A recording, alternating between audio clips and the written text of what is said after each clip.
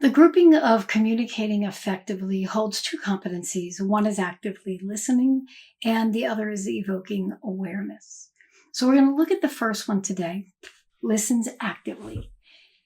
The definition of listens actively is that the coach focuses on what the client is and is not saying to fully understand what's being communicated in the context of the client's systems and to support client self-expression. Marker number one brings back some of the things you've heard in some of the other competencies. It considers the client's context and identity and environment and experiences and values and beliefs to enhance understanding of what the client is communicating.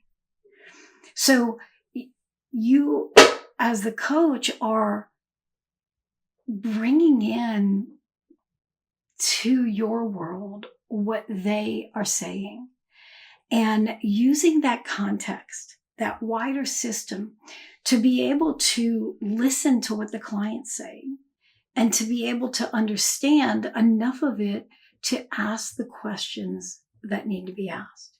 And remember, this is about the context around that. We don't have to be in deep detail, but we do have to consider what's happening around them and the things that they've said about it.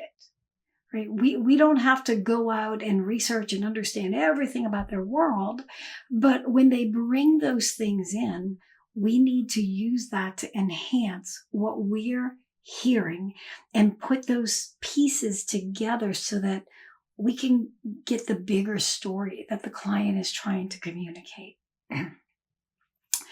Marker number two is that the coach reflects or summarizes what the client communicated to ensure clarity and understanding.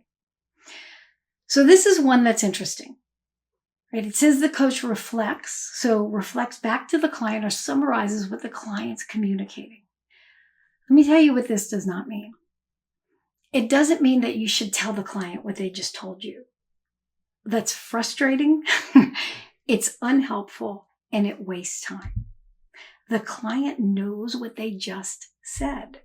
They don't need you to repeat back to them word for word, sentence for sentence, everything they just told you. They're not going to learn anything.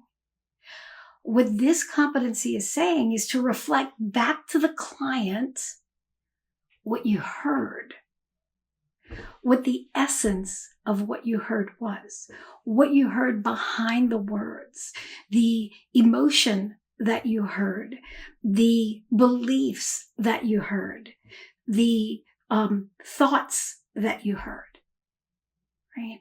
It's listening beyond the words and reflecting back, being that mirror for the client to see who they are and what's happening with them out in the light. And there's also an aspect of summarizing what the client said to make sure that both you and the client understand.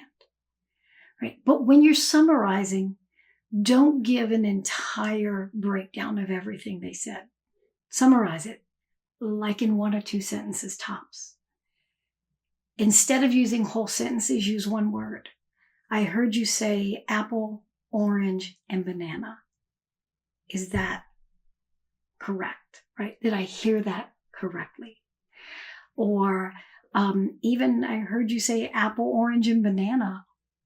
What's important about that to you? Or I heard you say apple, orange, and banana. Which would you like to focus on? Right? So when we're summarizing, it's a very, very quick summary. It is never helpful to the client for you to just repeat back what they just said. It eats up their time. And usually what I've found is that when coaches are doing that, what they're doing is filling the space so they can think of the next question. Use silence instead. It's much more effective. Number 3 says that the coach recognizes and inquires when there's more to what the client is communicating. So some of this is around watching the body language of the client and listening to what the client is saying and what they're not saying, listening to the emotion that you hear, right? And inquiring about it. You know, if you see the client maybe make a face or they pause or whatever, ask about it. If they sound like, man, maybe they sound like they're a bit frustrated, ask. I'm noticing that you seem like you're frustrated. What's that like for you? Right? So going deeper when you hear the client communicating something and asking a bit more, like what's behind what you're saying? Let's explore that a bit. This is part of the coaching the person and not the problem.